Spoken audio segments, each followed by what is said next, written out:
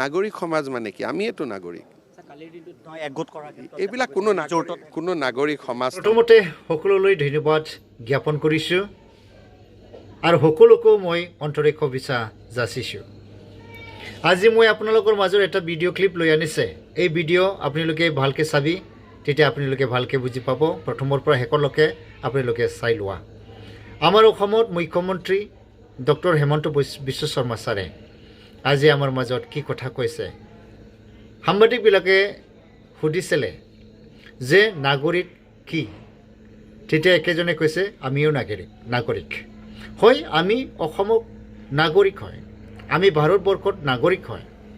তো যেতিয়া নেকি ভোট থাকিব তেতিয়াহে নাগৰিক বুলি একেজনে কৈছে। লগতে আমাৰ বিৰোধী পাৰ্টিবিলাকে আজি বিজেপিক হৰাবৰ কাৰণে বা বিজেপিক অসমৰ পৰা খেদাবৰ কাৰণে যি নেকি কথাবোৰ চলি আছে বা বিৰোধী পাৰ্টিবিলাকে এটা সিদ্ধান্ত লৈছে যেন অসমৰ পৰা যে বিজেপিক হৰাবলৈ, এই বিষয়টো লৈ পেলাই একেজনে কৈছে যেন মই আজিলৈকে বিৰোধীবিলাকৰ কথা শুনি পোৱা নাই বা আমাৰ অসমত আজিলৈকে বিৰোধী নাই বুলি একেজনে কৈছে। এই কথাটো আমি তাৰ মুখেৰে শুনি পাইছোঁ। তেতিয়া চোৱা, আমাৰ অসমৰ মুখ্যমন্ত্ৰী ডাঙৰীয়াই হয় কেতিয়াবা বহুত ভাল কথা কয়,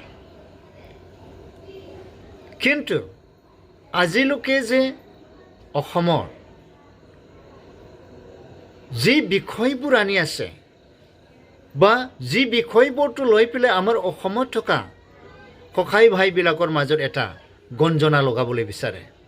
খ্ৰীষ্টিয়ান হিন্দুৰ সমাজৰ কথা, হিন্দু আৰু মুছলিমৰ কথা, এইবিলাক সকলোবোৰ কথাহে একেজনে বকিবলৈ চেষ্টা কৰে বা একেজনে কৈ থাকে। কিন্তু আমাৰ অসমত যিমান দাদা ভাই আছে, আমাৰ অসমত যিকোনো জাতিও থাকক, যেতিয়াৰ পৰা আমি অসম চুক্তি বা ভাৰত স্বাধীনতাত যদি চাই তেতিয়া আমি চবে ভাই আমি দেখিবলৈ পাইছে। সেইকাৰণে আজি একেজনে এইটো ক'ব বিচাৰিছে যেন ইয়াত নাগৰিক সমাজ নাই। নাগৰিক কোন হয়? আমিয়ে নাগৰিক হয়, আৰু সেই ভোটে আমাৰ নাগৰিক বুলি একেজনে কৈছে।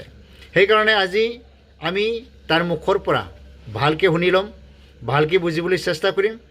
আমি মুখ্যমন্ত্ৰীয়ে যি কথা কৈছে এই কথাবোৰ আমি শুনিম। নাগৰিক সমাজ মানে কি? আমিয়েতো নাগৰিক। এইবিলাক কোনো নাগৰিক সমাজ নাই। নাগৰিক সমাজ হ'বৰ কাৰণেতো ভোট হ'ব লাগিব না, যে মই নাগৰিক হয়। বিৰোধীৰ কথাটো অসমত এতিয়া অহাই নাই। অসমৰ মানুহে ইতিমধ্যে সিদ্ধান্ত লৈছে যে ইলেকশ্যনৰ ৰিজাল্ট কি হ'ব।